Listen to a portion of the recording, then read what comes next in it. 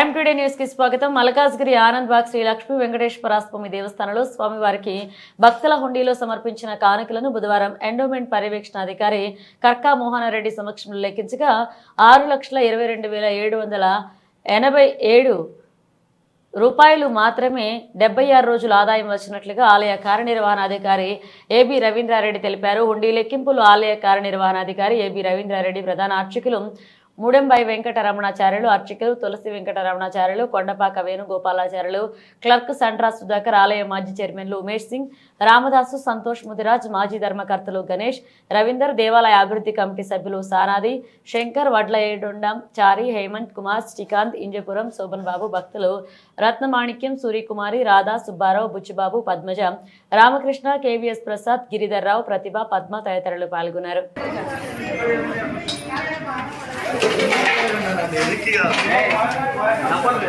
Important కదా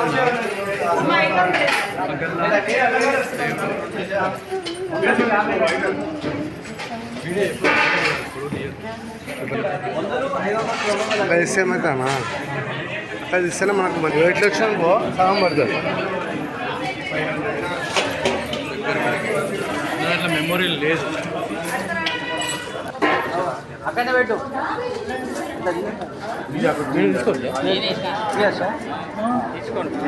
బరాబర్ legal కదా అన్నీ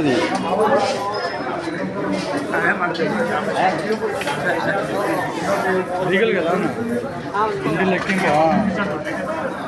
ఇంత ఆదాయం వచ్చిందని నువ్వు చెప్పవా? మీ పేరు తీసుకోవాలి, మీరు అందరూ తీసుకోవాలి.